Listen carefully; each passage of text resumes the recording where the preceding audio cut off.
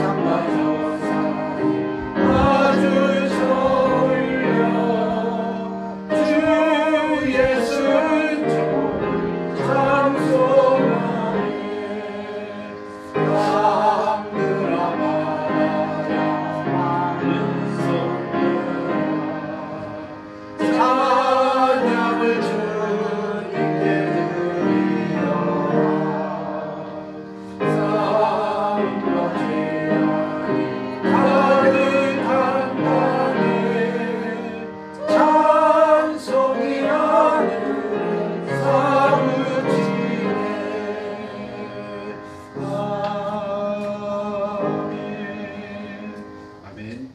552장 찬송합니다. 아침에가 거둘 때 552장입니다.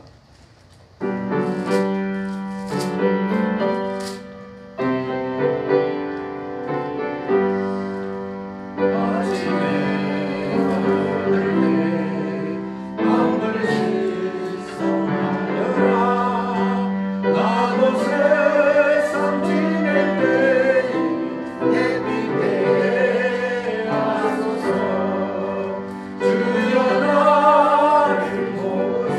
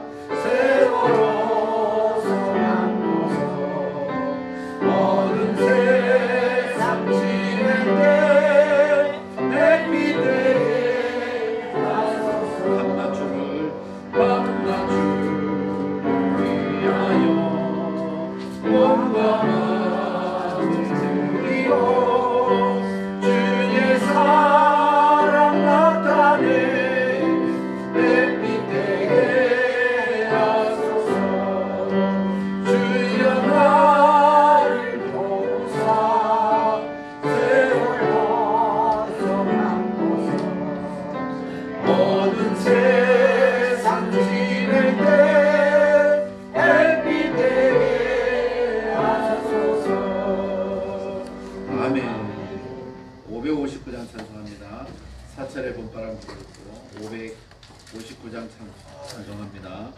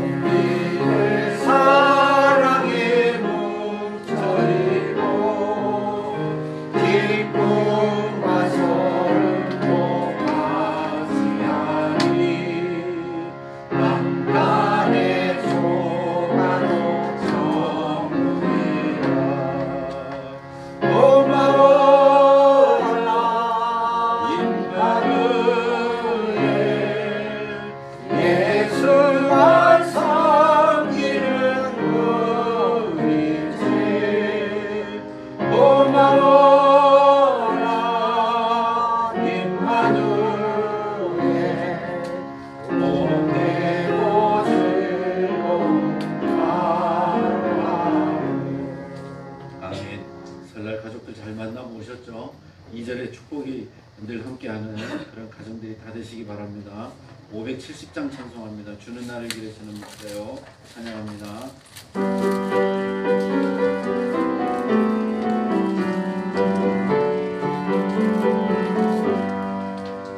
주는 나를 기르시는 목자요.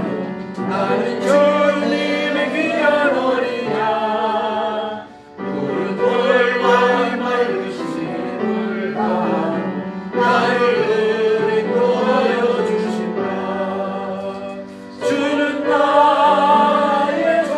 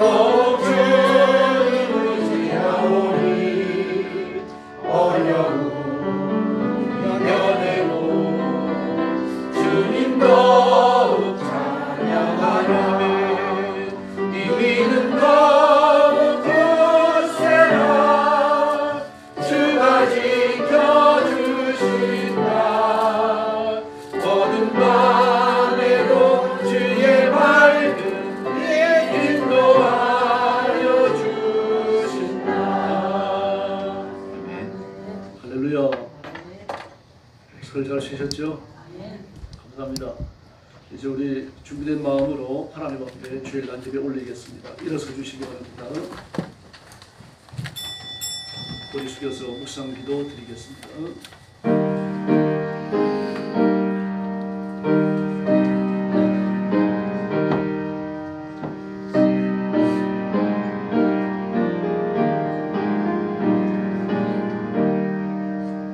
나는 너를 애굽 땅 종 되었던 집에서 인도하여 낸 내 하나님 여호와니라.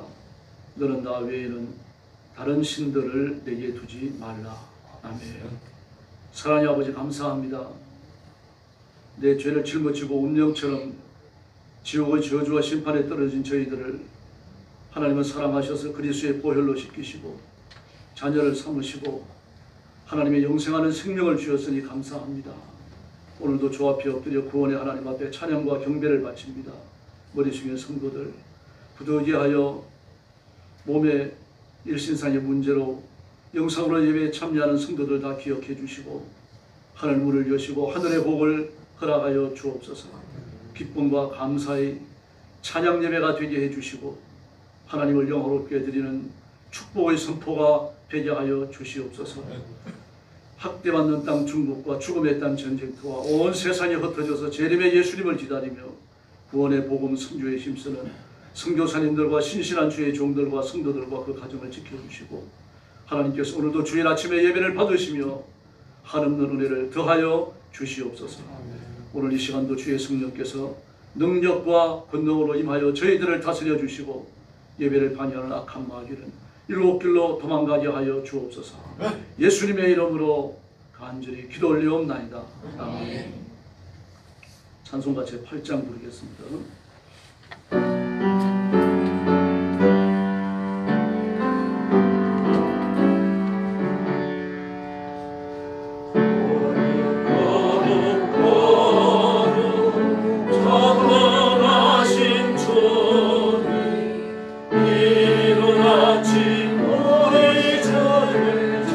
Oh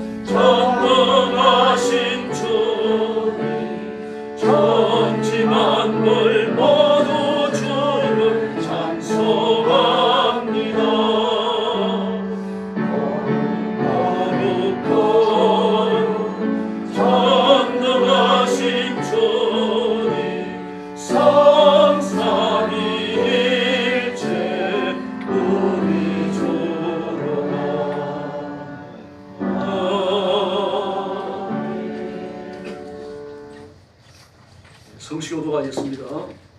요한복음 14장 주보에 나와 있습니다.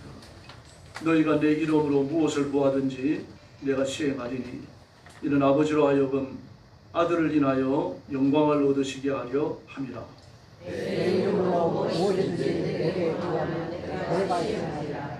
너희가 나를 사랑하면 나의 계명을 지키리라. 내가 아버지께 구하셨으니 그가 거듭하는 것을 너희에게 주사 영원토록 저는 진리의 연이라.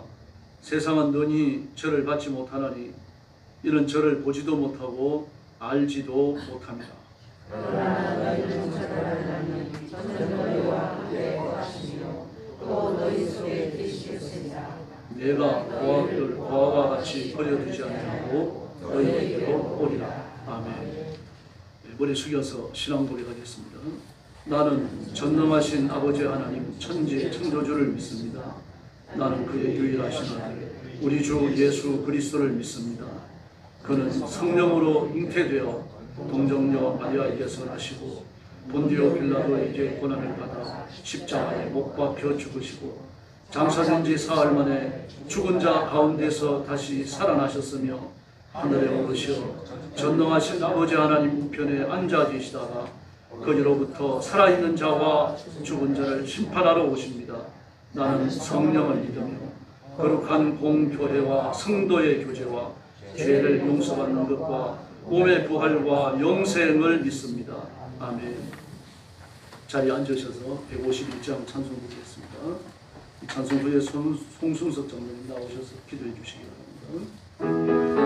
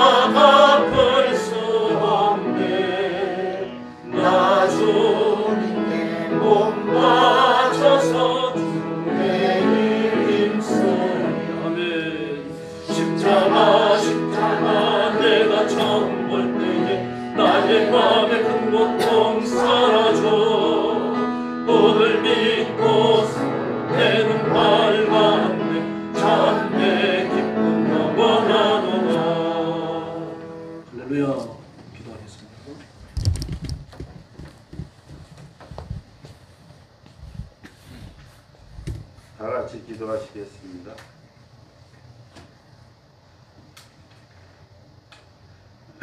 높고 높은 보좌 위에 계셔서 홀로 존귀와 영광 받으시기에 합당하신 우리의 주 하나님 여호와이시여, 이 시간도 하나님 홀로 영광 받아 주시옵소서.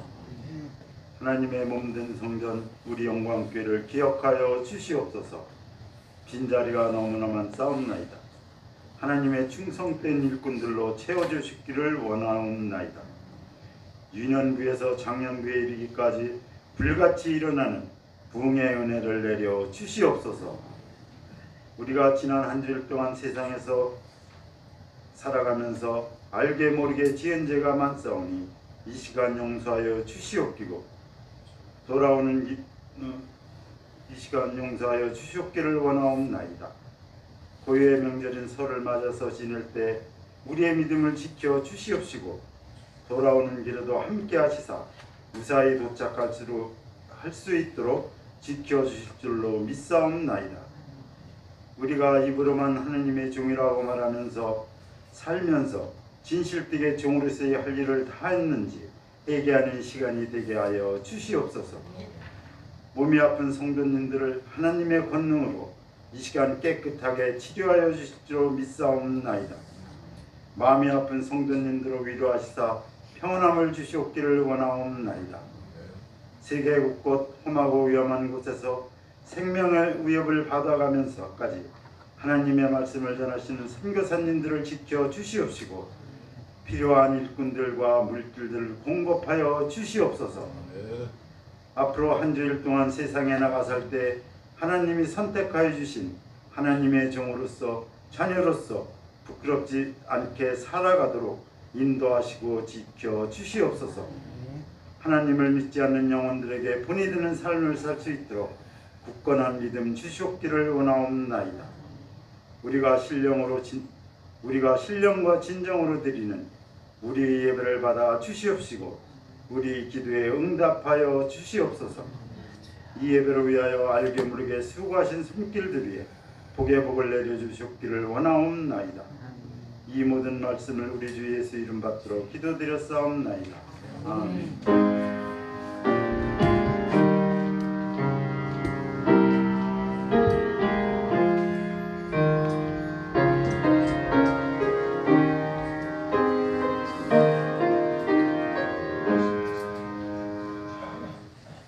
하나님 말씀 묵도하겠습니다. 열왕기상 19장 9절부터 18절까지입니다. 구약성경 550페이지 한 절씩 교독하겠습니다.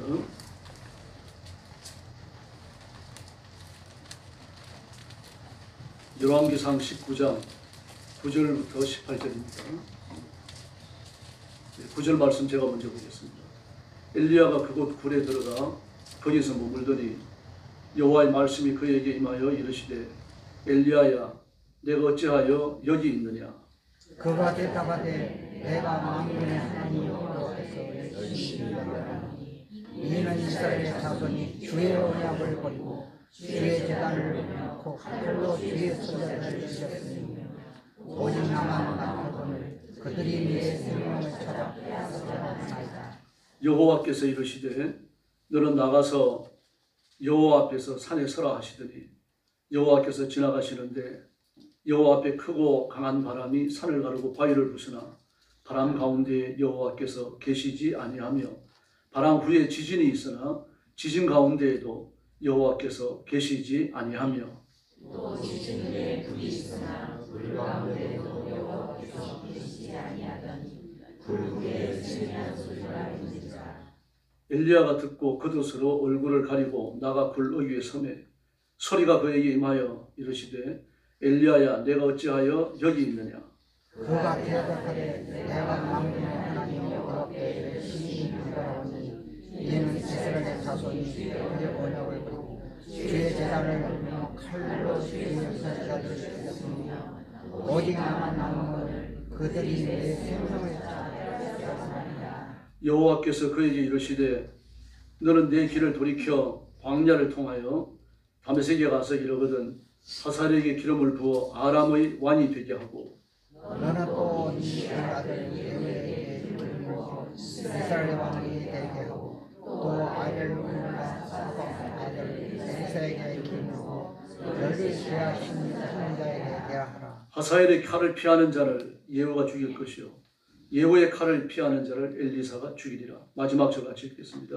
그러나 내가 이스라엘 가운데에 7,000명을 남기리니 다 바알에게 무릎을 꿇지 아니하고 다 바알에게 입맞추지 아니한 자니라. 아멘. 말씀의 제목으로는 주의해보입니다. 열왕기상 18장은 19장은 절망감에 쓰러진 엘리야에 대하여 다루고 있습니다. 그가 갈멜산에서 바알 선지자 400명, 아세라 선지자 450명, 850명을 앞에 놓고 영적 대결을 벌이죠. 앞에 850명이 광란에 춤을 추고 있다고 하면 좀 위압감이 들지 않겠습니까? 대단하죠. TV에 나오는 걸 보면 군부 추는데 뭐 몇십 명만 되더라도 장관이잖아요. 근데 850명이 광란에 춤을 춰요. 엘리야는 그 분위기에 조금 압도되지 않습니다. 오히려 놀리죠. 바알은 신이니까 혹시 묵상하고 있는지도 모르는데 좀 더 크게 소리 질러 봐라. 그는 신이니까 산책을 나가실지도 모른다. 그러니까 좀 더 소리 질러 봐라. 나중에는 저녁 소재들의 시간이 가까우니까 칼을 들고서 몸을 상하게 합니다. 몸을 상하게 하여 피를 흘리는 건 자기를 신에게 바친다는, 바알에게 바친다고 하는 인신 제사의 의미를 가지는 겁니다. 850명이 그 짓을 하고 있어요. 꼼짝을 않습니다. 왜 그렇습니까? 바알은 죽은 신이니까요. 하나님을 신이라고 부른다면 바알은 신이 아닙니다. 아무것도 아닙니다.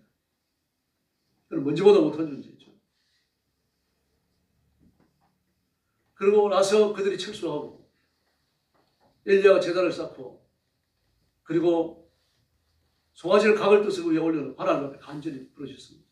이 온 백성들 앞에 지금 이스라엘 백성들이 하나님을 떠났잖아요. 아합의 협박 앞에 심지어 제사장들까지 선지자들까지 바알의 떡을 먹었어요. 바알 앞에 절을 했다는 이야기입니다. 그래서 바알에게 절하지 않은 자, 입맞추지 않은 자 7,000명을 남겨뒀다고 강조를 하고 있는 겁니다. 그리고 목숨을 구원하고 물질을 구원했던 거죠. 아마 죽는 게 죽을 수는 없으니까 아마 마지못해 그랬던 사람도 있을 것이고 즐겁게 봉사한 사람도 있을 겁니다. 어쨌든 바알에게 머리를 숙였다는 건 사실입니다.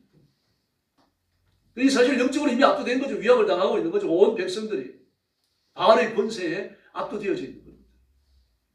그런 상황에서 하나님 앞에 부르시는 겁니다. 하나님, 이 백성들이 여호와께서 하나님이신 것을 알게 해 주십시오. 뭐 길게 기도도 안 했어요. 그런 요제 기도를 드렸어요. 그랬더니 하늘에서 불이 떨어진 줄로 믿습니다. 재물을 불태우고 돌과 그 사이에 도랑을 파고 부어놓았던 물까지 전부 핥아버렸습니다. 그리고 거기에서 용기를 얻었죠. 하나님께서 강력히 능력으로 임했잖아요. 불이 임하는 걸 봤잖아요. 그리고 성령께서 임하신 겁니다. 임하셔서 모여있는 온 백성들의 마음을 뜨겁게 감동하시니까 850명 거짓 선자를 전부 기성시대를 끌어다가 다 참여해버렸습니다.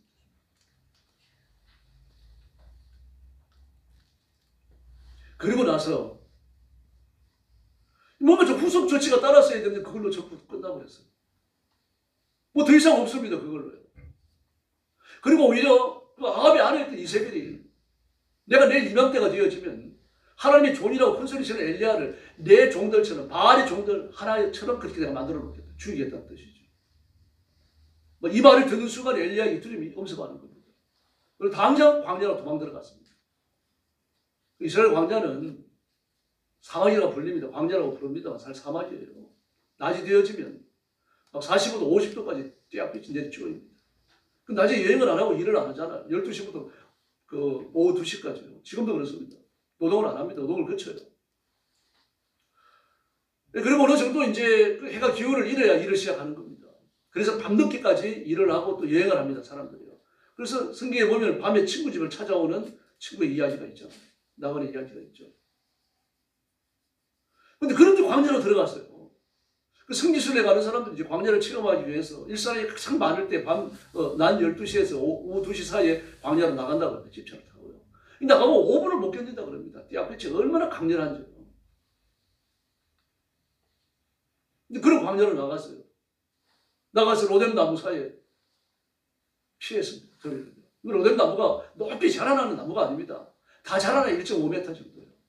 그러니 키큰 어른이 거기 가서 어떻게 더위를 피하겠습니까? 머리만 들이밀고 있는 거죠. 웅크리고 있는 겁니다. 그러면서 뭐라 그럽니까? 하나님이여 이만하면 됐사오니 저를 좀 죽여주십시오. 이세벨에게 죽는 건 고문당하다 죽는 건 너무 괴롭습니다. 그리고 절망 쓰러지고 잠을 자는 거 아닙니까? 사람이 절망하면 낙심하면 이렇게 됩니다. 그 띠아빛이 내리쬐는데 잠을 자요. 죽을 수 있잖아요. 근데 하나님께 천사를 보내서 잠든 엘리야를 어루만지고 떡과 물을 줍니다. 먹고 마시고 나서 또 잠이 듭니다. 2번 그런 일을 체험해요. 그리고 그는 용기를 얻어서 40일간 금식을 하면서 이 성경에 보면 40일 밤낮으로 걸었다고 되어 있습니다. 40주 40야. 대단하죠. 40일을 밤낮으로 걸어가지고 호렙산에 도착한 겁니다. 그리고 오늘 본문은 거기에서 일어나는 일입니다. 그 갈멜산의 승리가 얼마나 화려하고 찬란했습니까? 그러니 그 승리가 엄미한 것만큼 찬란한 것만큼 낙심이 깊은 겁니다. 그래서 1년은 죽고 절망했어요. 정말 얼마나 낙심이 됐든지 하나님 이만하면 됐사오니 저를 좀 죽여주십시오. 그렇게 말하는 겁니다. 하늘에서 불이 떨어지죠. 850명과 바알의 아세라 선지자, 아세라 선지자들 갖다가 바알과 아세라 선지자를 데려다가 그 신의, 기존 신에서 참여를 했죠. 근데 그걸로 끝났어요. 그런데 회복운동도 연결돼야 되잖아요. 우상을 척결하고 하나님을 섬기는 사람들은 한 곳에 모으고 말입니다. 예배를 회복해야 되고 제사를 회복해야 되고 하나님의 성전이 회복돼야 되잖아요. 하나님의 성전이 얼마나 더럽혀져 있어요. 성전을 다시 회복해야 되고 상문제를 드려야 되고요. 제사장들을 다시 세워야 되는 거 아닙니까? 하나님 앞에 믿음을 지킨 제사장들이 남아 있습니다. 오바다가 숨겼던 100명이 있죠. 하나님이 숨겨놓았던 7,000명이 있죠. 그들을 찾아내야 되는 거 아닙니까? 이거 안 했어요. 그럼 갈멜산의 전투로 끝나버렸습니다. 그래서 엘리야는 더 큰 낙심에 빠지는 겁니다. 절망한 심정이 됐어요. 그 엘리야가 기대했을 거 아닙니까? 이게 850명을 내가 절단 내놓으면 뭔가 좀 변화가 올 것이다 생각을 했던 거예요. 변화가 안 왔어요. 아무도 변화를 주도하지 않아요. 그래서 엘리야가 절망한 거예요. 우리 생명의 위험만 다가오고 말았죠. 우리도 이럴 때가 있습니다. 물질의 손상을 입고 건강도 손상을 입고 명예도 땅이 떨어질 때가 있습니다. 자존심이 극도로 상할 때가 있어요. 이런 상황인데 극복할 가능성은 보이지 않는 겁니다. 더구나 이세벨이 다윗을 죽이겠다고 보내는 건 군인이거든요. 군인은 전쟁에 이골날 사람 아닙니까? 전쟁에 경험이 있습니다. 창칼을 잘 쓰는 사람들이 그들이 떼거지로 이 엘리야를 찾으러 오면 엘리야가 몇 발짝이나 도망가겠습니까? 이런 걸 상상하니까 두려움이 찾아오는 거죠. 그래서 군사들이 잡혀가서 고문받으면 죽느니 차라리 하나님 손에 죽자. 그리고 죽음을 청하는 거 아닙니까? 마크 부캐너는 이런 말을 했습니다.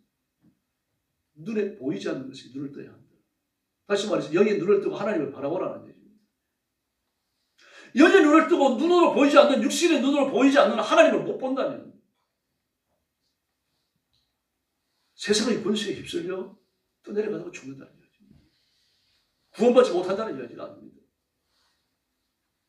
사탄이 중고용품을 경매하고 있었어요. 사람들을 골탕 먹이고 위협하고 유혹하고 비난할 때 썼던 온갖 도구들이 말입니다. 탁자 위에 진열이 됐습니다. 막 각각마다 이 가격들이 매겨져 있어요. 근데 탑용에는 아주 비싼 가격이 붙어 있고요. 수근거리면 더 큰 가격표가 붙어 있습니다. 교만에는요, 더 비싼 가격표가 붙어 있는 겁니다. 근데 한쪽 보통이에요. 별 볼 일 없어 보이는데 장만한 물건 하나가 아주 높은 가격, 최고의 가격이 붙어 있는 겁니다. 가서 봤더니 낙심과 절망이었습니다. 낙심과 절망은 마귀가 쓰는 무기입니다. 사람을 낙심과 절망만큼 비극적으로 만드는 건 없습니다. 우리가 심심찮게 유명한 영화배우나 아이돌이나 탤런트, 저런 스포츠 선수들이 말입니다. 자살했다는 기사를 접할 수 있어요. 왜 자살합니까? 돈이 없었습니까? 명예가 없었습니까? 모든 걸 다 가졌잖아요. 그럼 우리 중에 누가 나를 위한 팬카페를 만들겠습니까? 근데 그 사람들 팬카페가 다 있습니다. 수백, 수천, 수만 명이 됩니다.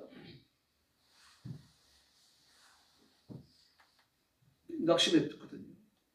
헤어나올 수 없는 절망에 부딪혔거든요. 얼마 전에도 유명한 영화배우가 세상을 떠났잖아요. 스스로 유명을 달리했죠. 왜 그렇습니까?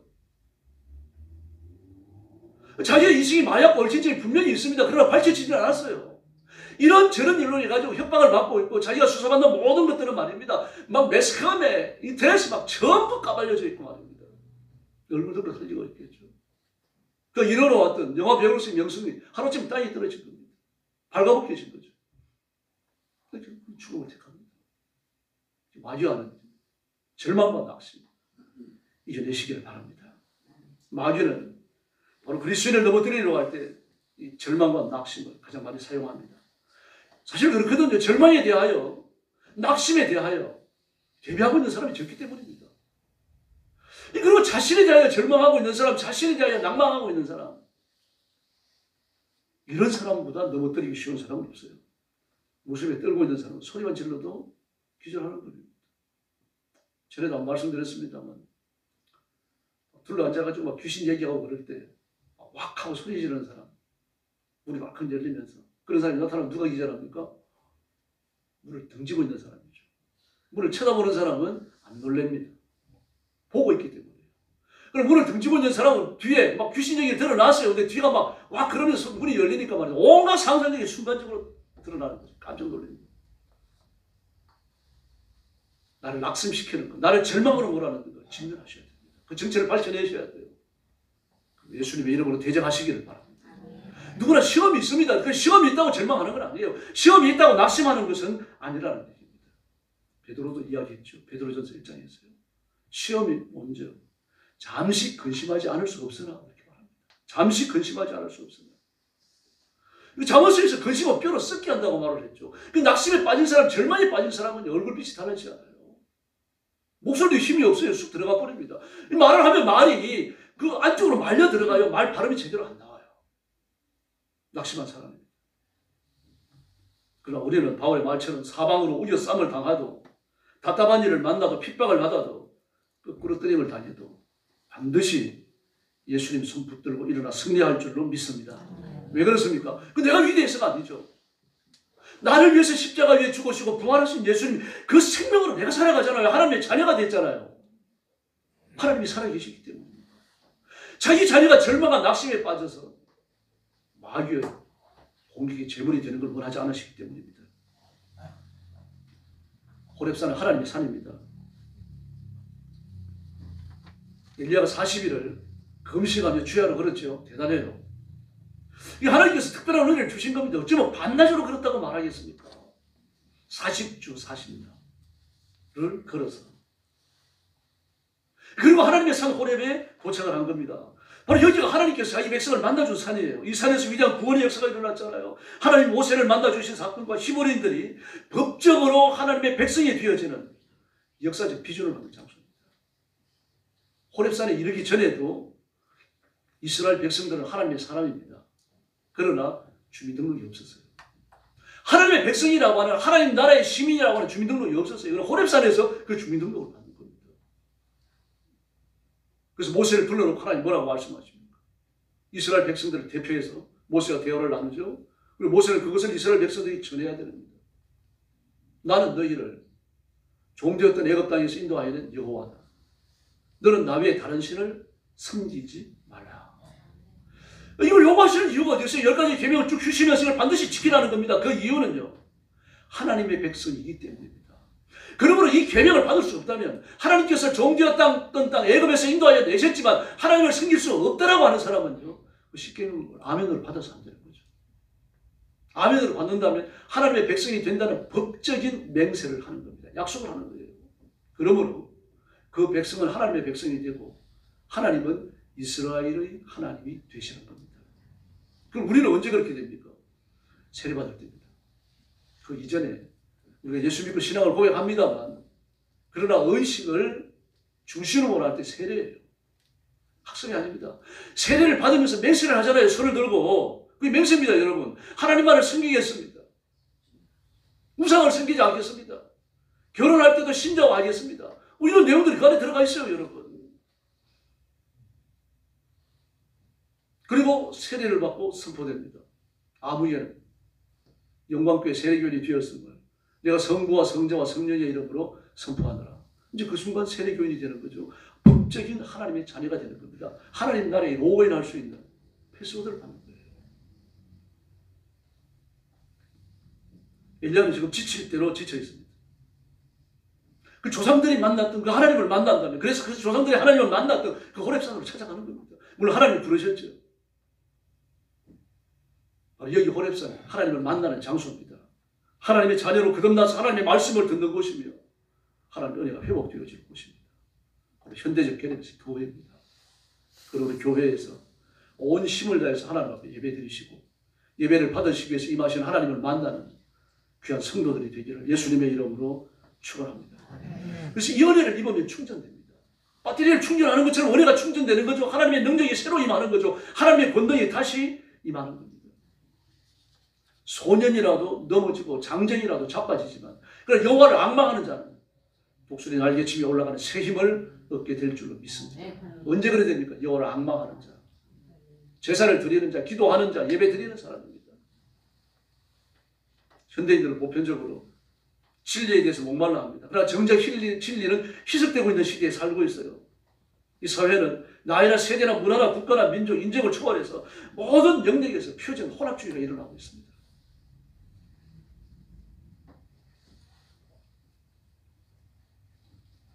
앞으로 AI 인공지능이 발전하면 발전할수록 이 모든 계층 간의 담은 무너져 버립니다. 없어져요. 대학을 나올 필요가 없어집니다. 박사학위를 딴 사람이나 안 딴 사람이나 지식의 차이가 없어집니다. 지금도 그렇잖아요. 대학을 나오고 5년만 지나면요. 고등학교를 나오고 10년 지난 사람과 지식과 지성의 차이가 없어요. 동일해집니다. 인터넷은 능력이에요. 앞으로 인공지능이 사람의 두뇌에 삽입되고 나면요. 여러분 그때는 어떤 세상이 펼쳐질지 우리가 지금 예측하기 어려워집니다. 일론 머스크가 큰일을 냈잖아요. 만약에 뇌에 삽입된 그 칩 속에 AI가 들어가 버리면 그 어떤 내용의 AI가 들어가느냐에 따라가고 칩이 말입니다. 싼 것부터 막 계산할 수 없을 만큼 높은 가격의 칩까지 말입니다. 막 천차만별의 칩이 팔릴 겁니다. 그 자기가 만든 걸 삽입하게 되겠죠. 그럼 우리는 하나님 주신 몸을 온전하게 유지해야 될 줄로 믿습니다. 그런 칩을 머리에 싣고 그때까지 돌아다니면서 안 됩니다. 하나님의 은혜로 살다가 은혜로 죽어야 할 줄로 믿습니다. 그런데 젊은 사람들이 그 유혹을 받지 않겠습니까? 더구나 그 칩 속에요. 핵의 분화 과정을 통제하는 기술이 들어가 있다고 하면요. 이런 건 안 죽어요. 이 사고로 팔이 절단났습니다. 그러면 어떤 세포에 자극을 주면 팔로 자라나는지 알고 있잖아요.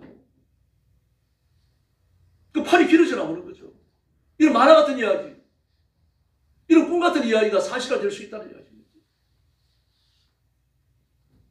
지금 AI가 4세대가 나와 있습니다. IQ는 150 정도. 사람의 나이는 7살 정도예요. 7살 난 150의 IQ를 가진 그게 지금 인공지능 5세대가 나오면요. IQ는 1500. 10배가 뜁니다. 이 말은 무슨 말입니까? 몇 배로 뛸지 모른다는 이야기예요. 그리고 다 자란 성년이 될 거라고 말합니다. 이때가 되어지면요. 스스로 사고하고 스스로 결단 내리는 인공지능이 될 걸로 예측합니다. 무서운 세상이 열릴 거예요. 예수님의 재림이 그만큼 가까운 거죠. 믿음 굳게 붙드시고 엎드려 기도하고 성경 부지런히 읽으시기를 바랍니다. 그리고 이 시대가 어떻게 변화되어져 가는지 그걸 보셔야 됩니다. 이렇게 전부 다 혼합주의를 지향하고 있어요. 연합주의를 지향합니다. 그러면서 극단적 개인주의를 나가고 있죠. 극단적 개인주의를 보장받는 사람들의 혼합주의예요. 그러므로 자기의 이익이 관철되지 않는다고 하면요. 언제 등 돌릴 수 있는 겁니다. 그래서 이런 사람들을 잠재우기 위해서 필요한 정치인이라고 뭡니까? 그게 전체주의입니다. 이런 시대로 나가고 있어요. 자꾸 발전해 나가고 있습니다. 우리 자유민주주의를 버려서 안 됩니다. 그러나 이 시대는 결국 자유민주주의를 버리는 대로 발전할 겁니다. 그래야 마귀가 왕노릇하는 그 시대가 열리기 때문입니다. 이렇게 과거에 찾아볼 수 없어도 극단적 개인주의, 국수주의, 민족주의를 흘러가고 있습니다.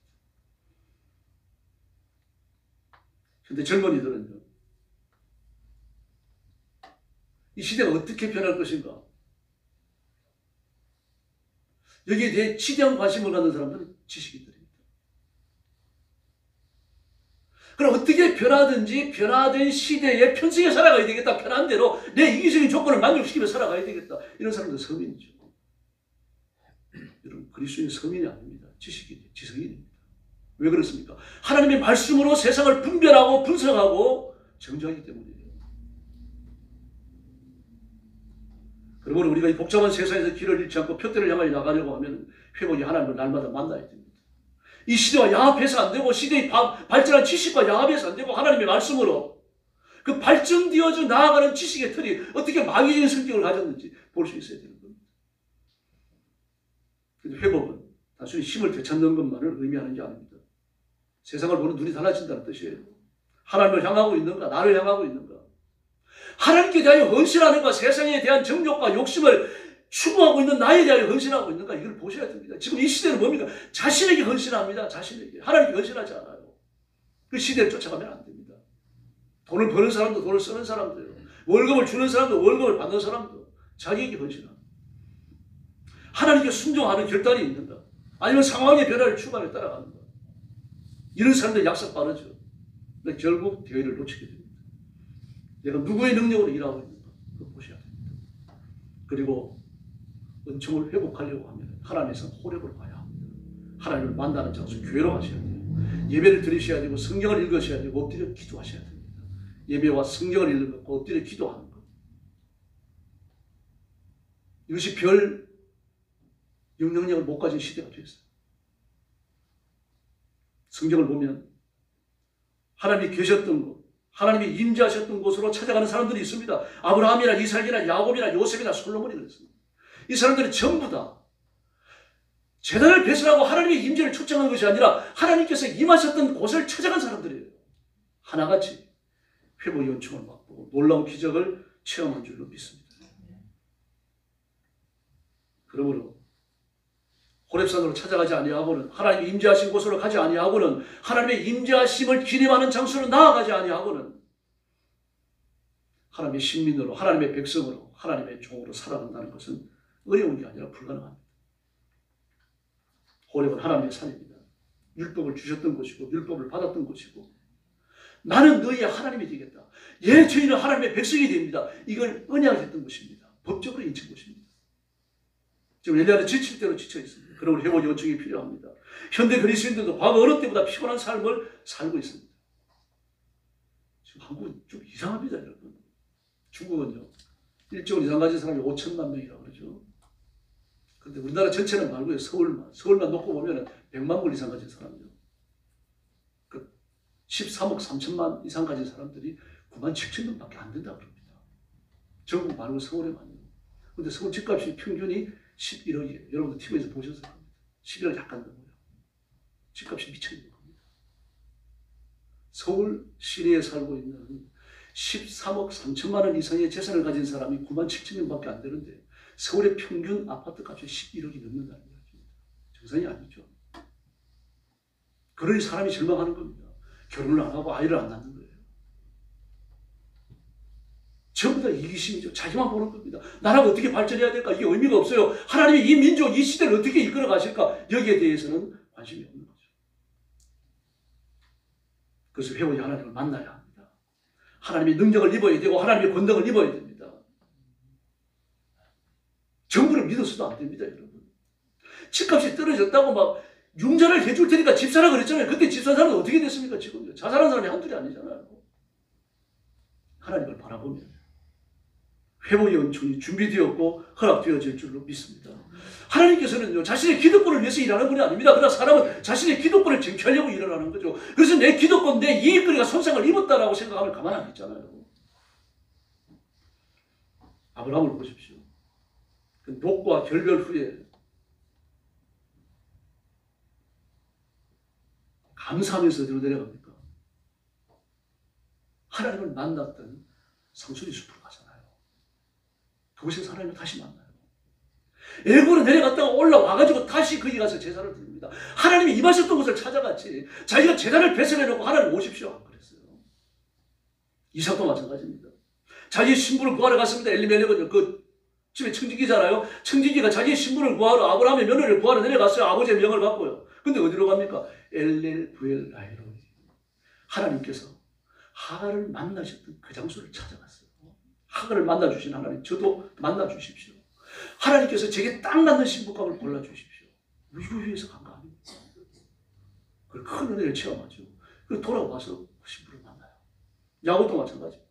실패와 자제의 쓴맛을 막 낙심하고 절망하고 막 망신차이가 됐잖아요. 그가 애굽 하나님에서 돌아와가지고 하나님 앞에 약속 지키러 베델로 안 올라갔잖아요. 그래서 막 온갖 곤욕을 다 겪잖아요.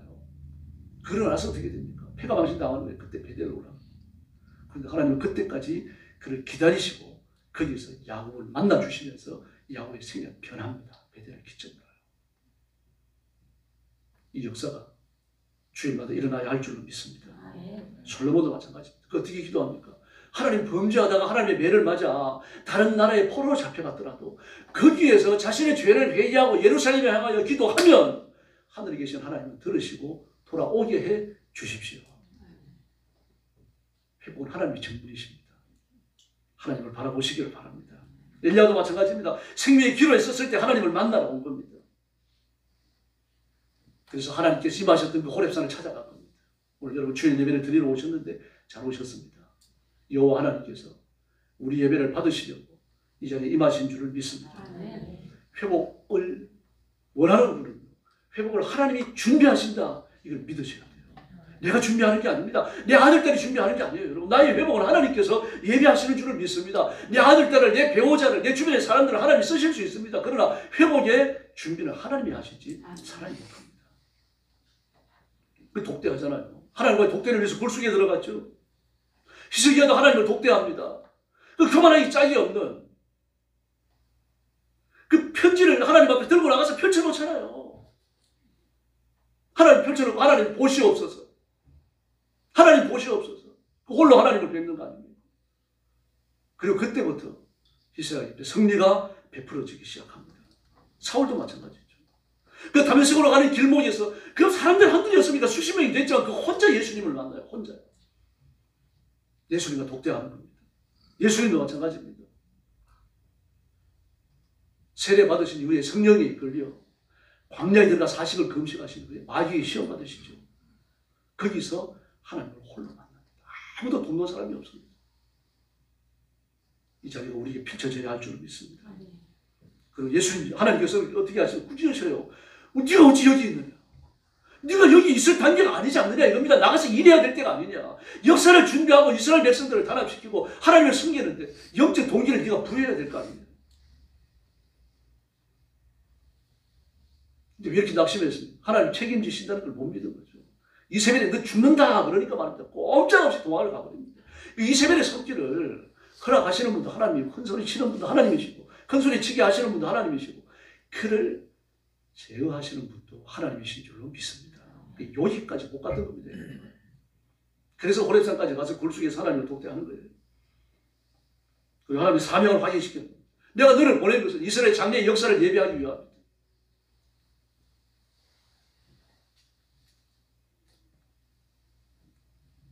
이걸 위해서 넌 다 살아야 된다. 죽어서 안 된다는 거예요. 그래서 천사를 통해서 마실 물과 먹을 떡을 주신 거예요. 그리고 하나님의 말씀이 내가 살아가는 지식의 바탕이 되고 원리가 되어져야 할 줄로 믿습니다. 거기서 결정이 일어나야 돼요. 하나님의 말씀에서 결정이 일어나야 됩니다. 원리를 따라 사는 그리스도인이 강합니다.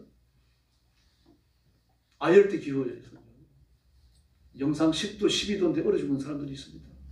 이해가 안 되죠. 체온 저하증으로 죽는 겁니다. 근데 준비하는 사람은 그래 죽지 않습니다.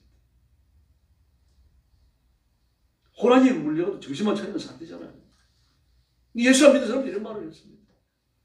나를 낙심시키고 나를 절망으로 몰아넣는 거예요. 그 정체를 똑바로 쳐다보시고 예수님의 이름으로 공격하여 부수시기를 바랍니다. 그리고 하나님께서 엘리야의 타성을 깨뜨리십니다. 하나님께서 네가 어찌 여기 있느냐 그랬더니 엘리야가 뭐라 그럽니까? 하나님, 저는 하나님을 위한 열심히 특심합니다. 이 온 이스라엘에서 바알에게 절하지 않은 자가 저 하나밖에 없습니다. 진짜 그렇습니까? 18장에서 누구 만납니까? 오바댜 만나잖아요. 아합의 신하 오바댜를 만나잖아요. 그때 오바댜가 뭐라 그럽니까? 선지자님, 제가 하나님 앞에 절하지 않은 똑똑한 선지자, 올바른 선지자, 하나님 말씀 앞에 믿음의 성결을 지키는 선지자 100명을 50명 굴두개에 숨겨놓고 제가 밤낮으로 먹이고 마시고 공급하고 있습니다. 알고 있잖아요. 100명이 있다는 거 알고 있잖아요. 왜 나 혼자라고 말합니까? 오늘 본문에 보니까 7,000명이 더 있어요. 결코 엘리야 혼자가 아닙니다. 여러분. 엘리야가 갈멜사의 승리를 이룬 거 누가 잘나서가 아닙니다. 여러분. 그를 위해서 기도하는 사람들이 있었기 때문이에요. 지금도 마찬가지입니다. 나 혼자가 아닙니다. 백성은 다 타락했고 나 혼자 믿음 지키며 외롭게 투쟁하고 있습니다. 이거 아닙니까? 저 좀 봐주세요 하나님. 다른 야단을 치지 않아요. 제 엘리야의 고정관념을 깨뜨리신 산을 가르고 바위를 부숴가지고 강력한 바람이 지나가요. 나는 거기 계시지 않습니다. 그 다음에 막 땅을 쪼개는 지진이 지나가지만 하나님도 거기 계시지 않습니다. 천지를 녹일듯이 타오르는 불꽃이 지나가지만 거기도 계시지 않았어요. 어디 계십니까? 세미한 음성 소리예요. 눈으로 드러나는 강한 기세의 능력이라고 하는 건 허장성세입니다. 하나님께서 목소리가 크실 필요도 없으시죠. 전능하신데요.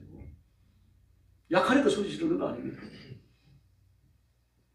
하나님께서 임재하시면 3년 6개월간 가뭄도 오고 기도할 때 다시 비도 오는 겁니다. 천하의 폭군 아합도 무서워가지고 벌벌 떨게 만드는 강력한 권능을 하나님이 가지셨어요.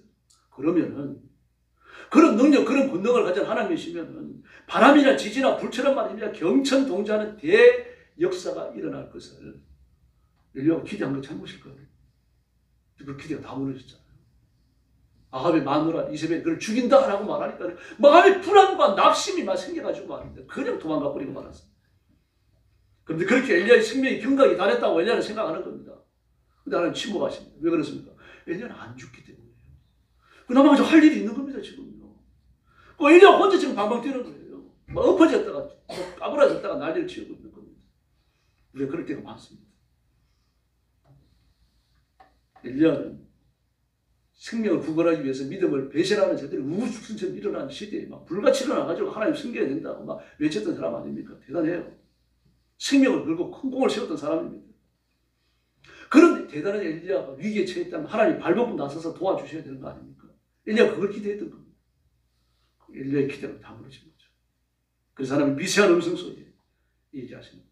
이렇게 엘리야의 타성을 잘 보여주는 게 10절과 14절이에요. 그리고 11절과 12절에서 하나님이 세미한 음성 소리에 임재하십니다. 그런 경천 동자는 굉장한 역사 속에 하나님이 계시지 않았어요. 주의해야만 들을 수 있는 소리, 조용히 해야만 들을 수 있는 소리, 그런 소리로 임하셨다는 얘기입니다. 하나님의 말씀 앞에, 하나님의 임재하심 앞에 철저히 순응하는 게 중요한 것이지 내가 잘나가지고 사방으로 널뛰듯이 뛰는 건 도리가 아니라는 말이죠. 자유과시가 아닙니다. 하나님 앞에 철저한 불복을 의미하는 거죠. 내가 계획을 세우고 세운 계획대로 이루기 위해서 내가 노력을 쏟아붓고 여기에 집중하는 게 아니라는 얘기입니다. 하나님께만 집중을 해야 돼요. 하나님께만 집중하지 않으면 그 세미한 소리가 안 들립니다. 7,000명이 나오는 거예요. 너 혼자 잘났지. 그래, 너 혼자 아니다. 7,000명이 있다. 18장에 오바댜가 숨겨 살리고 모자 살리는 100명도 있잖아요. 그 사람들 뿌리겠어요. 그리고 하나님께서 사명을 확인시켜 주십니다. 죽으려고 생각하고 있었는데 하나님은 일어나서 일하라고 말씀하십니다. 죽을 때가 아니라는 얘기죠. 그래서 하나님은 엘리야를 개인적으로 만나주시고 그의 존재와 사명을 확인시켜 주시고 타성을 깨뜨리시고 다시 사명을 주셔서 보내시는 겁니다. 이 일련의 과정들이 필요합니다. 하나님을 만나실 때 이런 역사가 일어나기를 예수님의 이름으로 축원합니다. 그래서 우리도 하나님을 만나야 합니다. 하나님이 우리를 절망시키시기 때문입니다. 절망에서 건져주시기 때문입니다. 치료해 주시는 거죠. 하나님을 만나는 길이 기도입니다. 예배를 드리는 것이고 하나님의 말씀을 읽는 것입니다. 말씀은 성령의 검입니다. 기도는 하나님의 뜻을 깨닫고 하나님의 능력을 현실화하는 수단입니다. 그 예배는 언약의 하나님을 만나며 언약의 하나님을 영화롭게 드리는 의식의 정점입니다. 믿음이 좋다고 말하면서 예배에 참석하지 않는 것은 믿음이 좋은 게 아닙니다. 엉망인 거죠. 믿음이 좋으면 예배를 사모하게 되어 있습니다. 어쨌든 절망은 이기라고 있는 겁니다. 1800년대 미국 헨리 홈스톡이라는 사람이 있었습니다.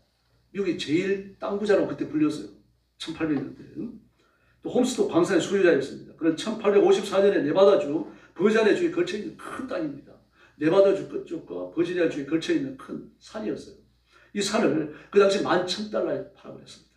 그런데 그 땅을 산 사람이 누군가 하면 조지 오스왈드입니다. 복음주의자예요. 큰 소원이 세 개가 있습니다. 아시아 선교하는 겁니다. 이 자기가 돈을 벌어가지고 아시아의 선교사님들을 파송해서 후원하고 싶다는 겁니다. 아시아 선교회를 조직해놨어요. 돈이 없는 놀고 있는 겁니다. 하나님 이걸 움직일 수 있는 돈을 주십시오. 다음에 두 번째, 하나님 제 손으로 교회를 건축해서 하나님 앞에 봉헌하고 싶습니다. 두 번째 소원이었어요. 세 번째는요, 기독교 복지센터를 만들어서 장학생들을 키우고 이 시대 일꾼들을 기르고 싶습니다. 그 세 가지였어요.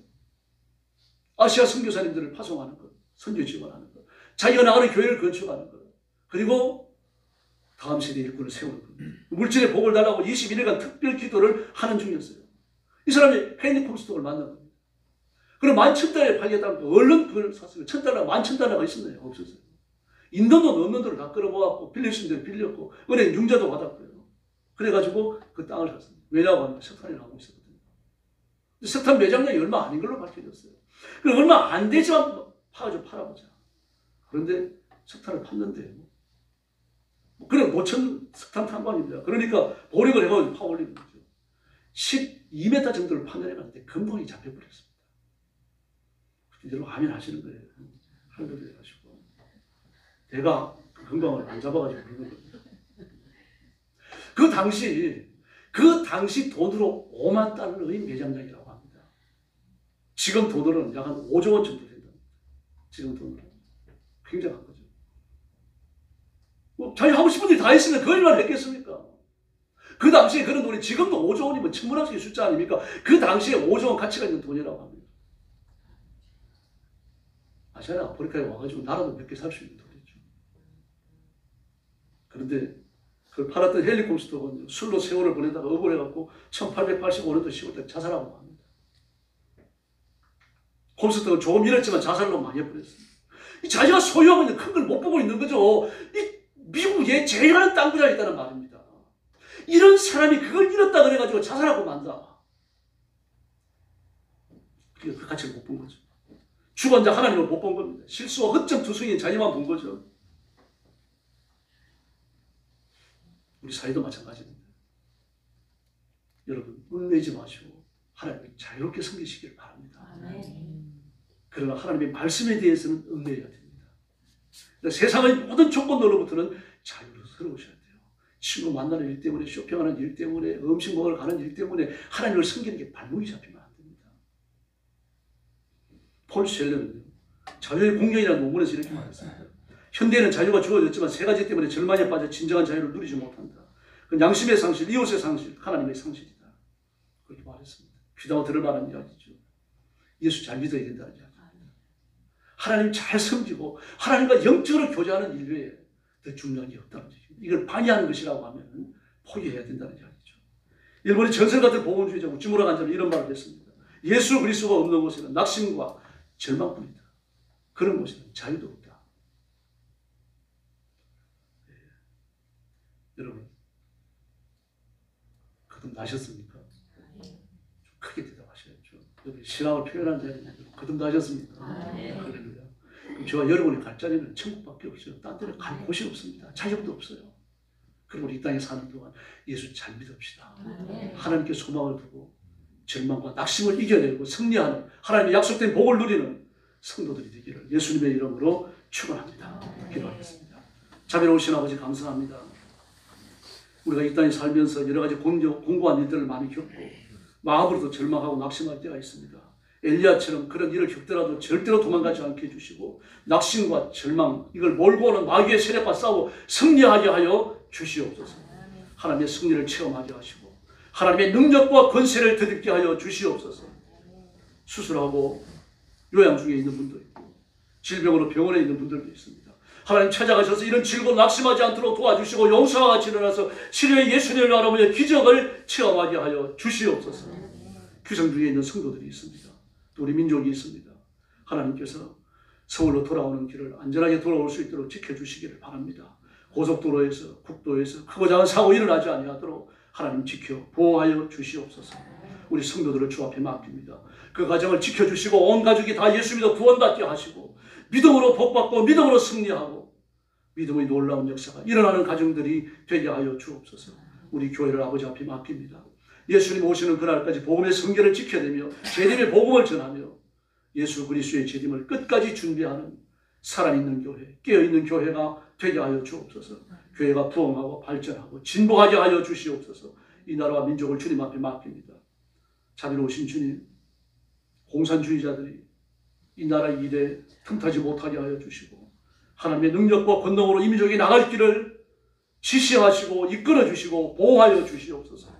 하나님을 잘 섬기는 정치인들이 벌떼처럼 일어나게 하여 주시옵소서. 대통령의 은혜를 주시고 그리고 하나님의 뜻을 다 행하는 대통령 되게 하시고 그 마음에 떨어진 복음의 씨앗이 결실하게 하여 주시옵소서. 예수님의 이름으로 간절히 기도 올리옵나이다. 아멘.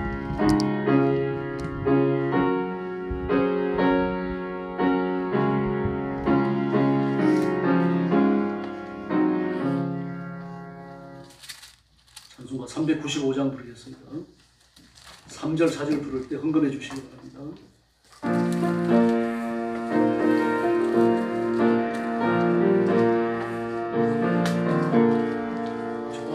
자비하신 예수여 죄와 사랑 가운데 의지함이 없으니 슬픈 자가 되겠네. 마음심이여도니 밝게 하소서.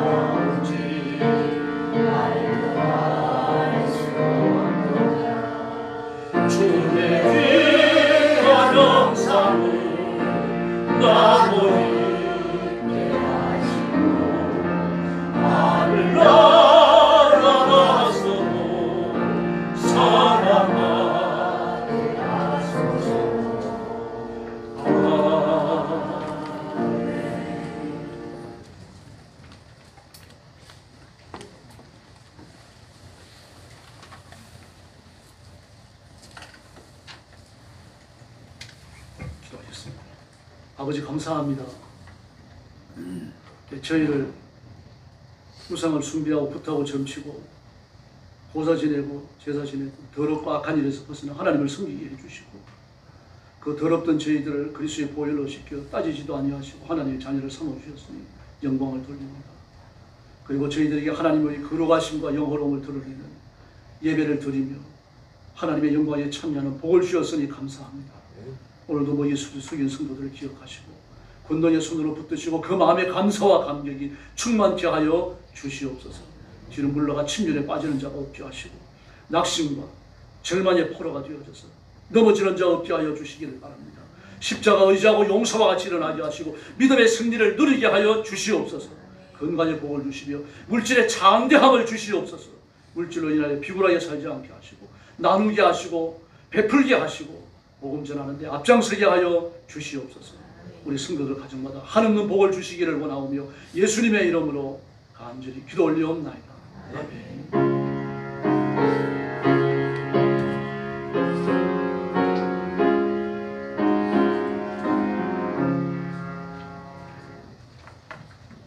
감사합니다.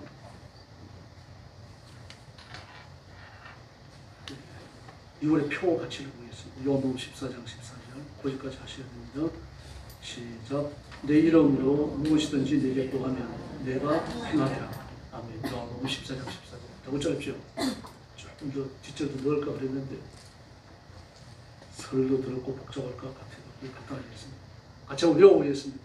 내 이름으로 시작. 내 이름으로 무엇이든지 구하면 내가 할렐루야. 요한복음 14장 14절. 해외 선교 위해서 끊임없이 기도해 주시고 선교사님들을 위해서요, 또 주의 종들을 위해서 기도해 주시기 바랍니다. 네, 그리고 귀성에서 돌아오자는 분들이 계시고 또 오이선 선교사님 눈 수술하고 요양 중에 있습니다. 박종기 집사님 가서 뵙고 왔는데 이제 제일 아픈 시기는 지나갔다 그래요. 타박상한데 거의 없는 편이고 화상만 남아있는데 화상도 잘 낫고 있는 것 같습니다. 좀 얼굴로 이렇게 뜨거운 물 쏟아졌다고 해서 걱정을 많이 했는데 얼굴이 깨끗하시더라고요. 그리고 오른쪽 어깨하고 이쪽으로 좀 화상이 있으신지 여러분 위해서 끊임없이 기도해 주시기 바랍니다. 그리고 감기가 심해서 못 나온 분도 계십니다. 이제 옆에 계신 분들하고 인사 나눠주시기 바랍니다. 한 번 더 인사하시죠. 절망과 낙심을 이겨냅시다. 할렐루야. 일어나셔서 55장 성전 부를 후에 축도하겠습니다. 점심은 떡국 따로 준비 못했습니다. 그냥 간편식으로 준비됐습니다.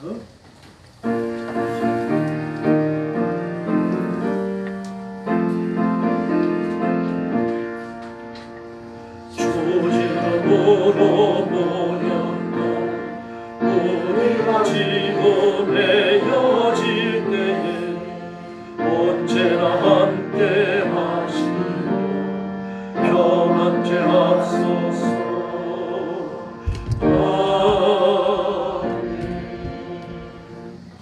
이제는 우리 구주 예수 그리스도의 은혜와 하나님 아버지의 극진하신 사랑과 성령님의 도우심과 인도하심과 교통하심이 오늘 주 앞에 나와서 기쁨으로 예배드리고 근심과 걱정을 이겨내고 낙심에 사로잡히지 아니하며 독수리 날개침에 올라가는 새 힘으로 무장하기 원하는 사랑하는 모든 성도들 머리 위에 영원토록 함께 계실지어다.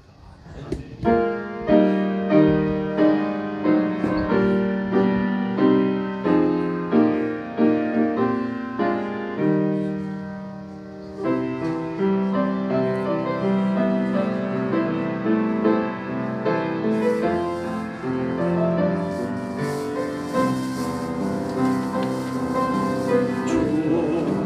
다시 오실 때까지 나도 이 길을 가리라.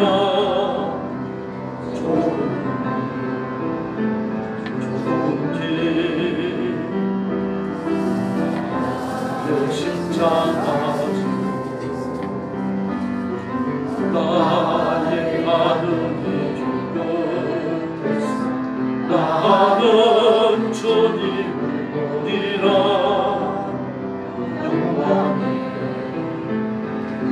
주님 나를 맞아주시니